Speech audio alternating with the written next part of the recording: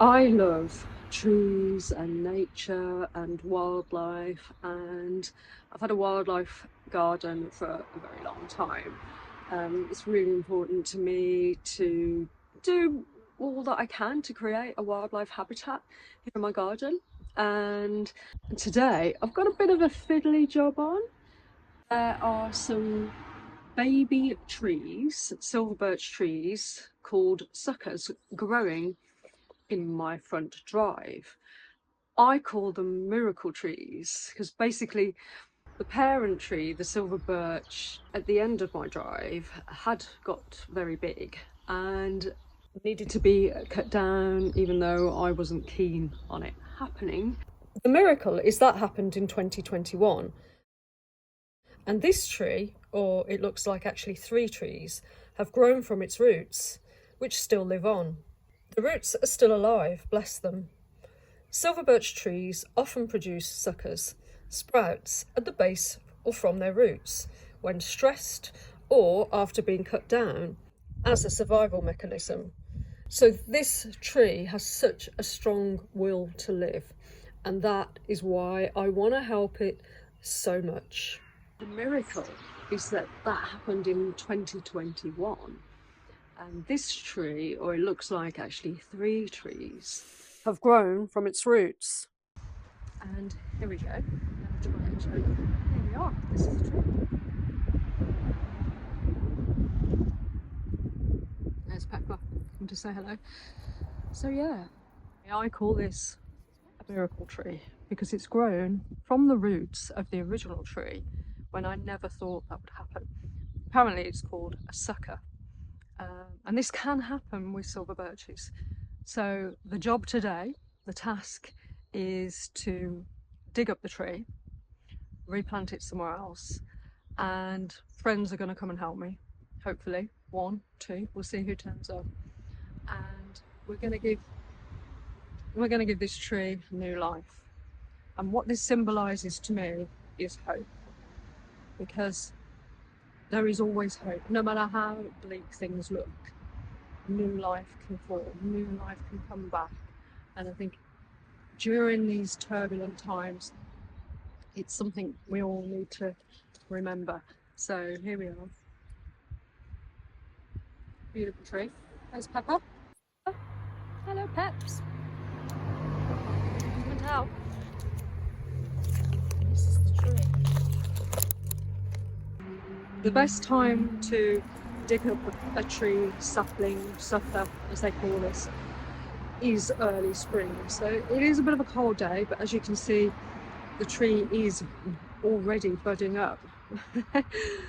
And I just want to give it the best chance possible to live a good life.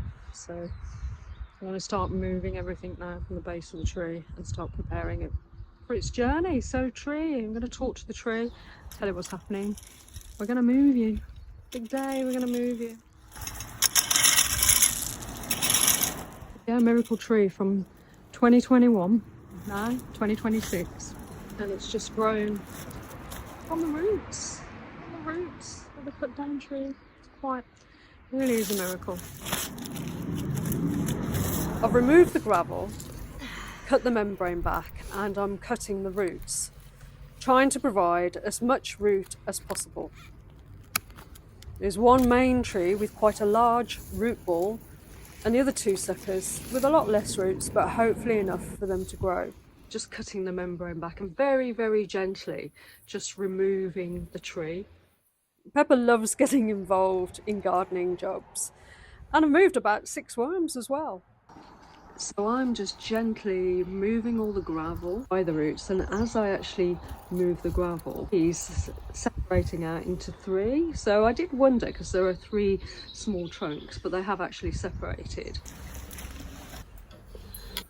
So I'm just getting the spade and the fork, and I'm not going to film my friends, and I'm not going to film where we're actually going to do the planting, because the thing about trees is that they do need space, and so hopefully where I've decided to plant them, it will give them a good start. It's quite a boggy area, so there's a lot of moisture in the ground, because they're going to need that. So when they get established, they need the moisture, because it's somewhere where I won't necessarily be able to get to water, But I just, fingers crossed, trust that they're going to do okay and they're going to live on. Live long and prosper. Back from planting the trees, and I think we've picked a really good spot. So, as I say, fingers crossed they do well. What was lovely is that my friends really enjoyed it too. I've got a male friend who actually, he's not really used to sort of digging holes and planting a tree, so it was a bit of a new experience for him.